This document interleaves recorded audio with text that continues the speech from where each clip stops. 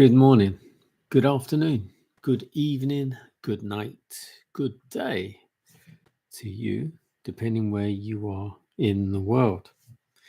It's a nighttime devotion. We're reading from the devotional To Be Like Jesus. The title today, Work Given as a Source of Happiness. The scripture reading comes from Genesis 2:15. When the Lord God took the man and put him in the Garden of Eden to tend and keep it. Not when, then. Then the Lord God took the man, put him in the Garden of Eden to tend and keep it.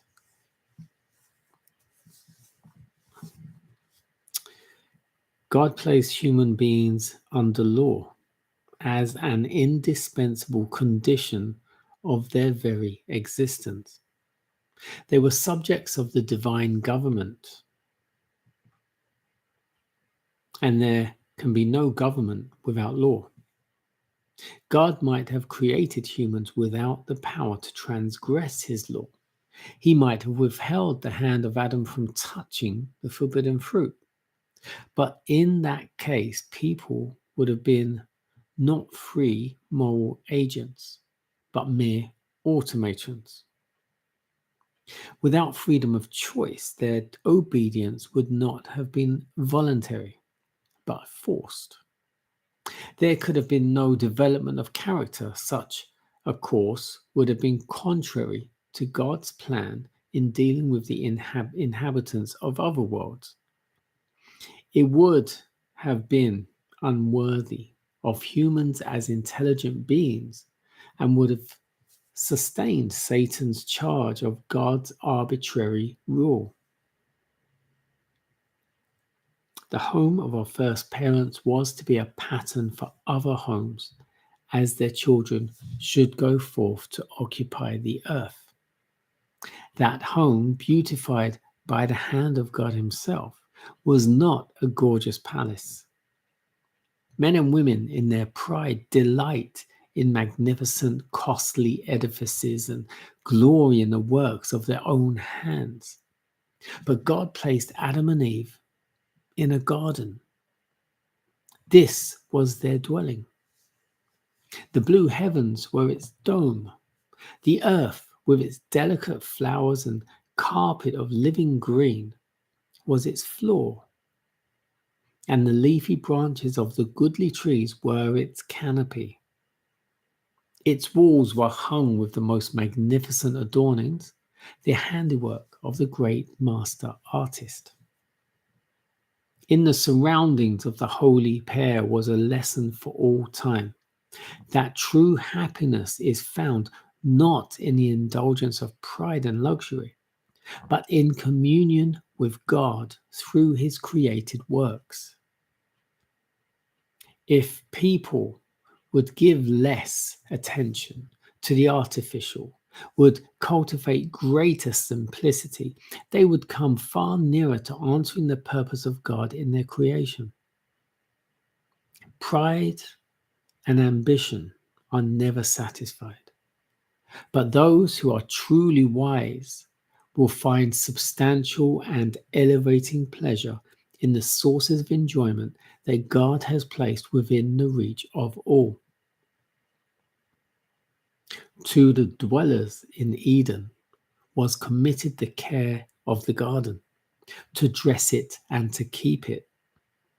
Their occupation was not wearisome, but pleasant and invigorating. God appointed labor as a blessing to our first parents, to occupy their minds, to strengthen their bodies, and to develop their faculties.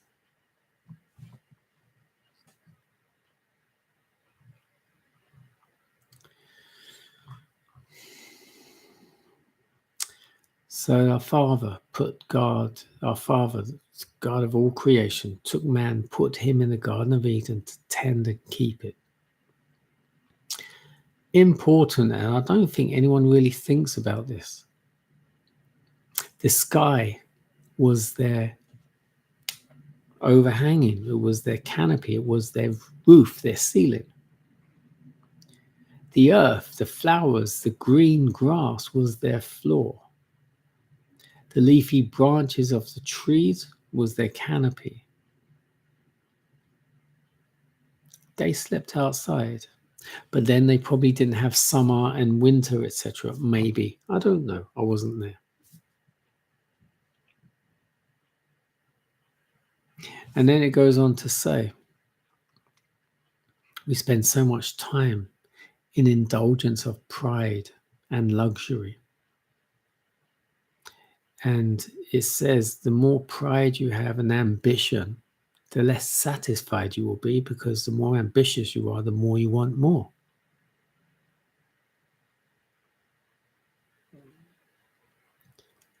Wisdom comes from contentment. Being content, seeking, it's not even seeking contentment. I don't think you can actually seek contentment. You can be content. To seek it, I feel kind of negates what it is. To be content is to be suffice with what you have and where you are. And obviously, it's nice to have more money, to have more food, to have more nicer house or whatever, or nicer clothes. I don't know. It depends, whatever you think having more is. But to have a roof over your head, a bed to sleep in, food on your table, bills paid, what more do you actually need?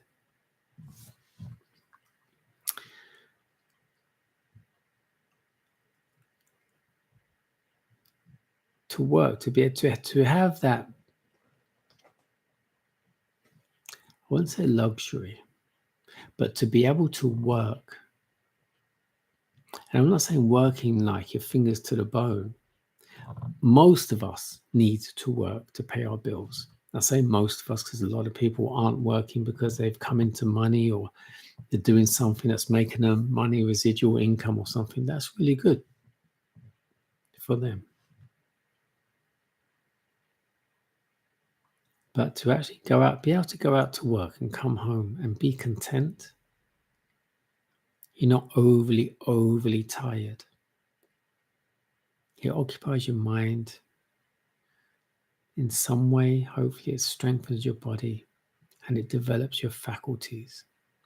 It keeps you thinking, and to have to think is one of the main things we need. We have to keep our brain engaged and used. We have to keep using our brain.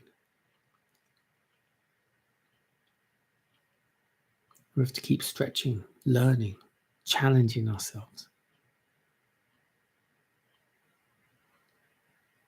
God bless you.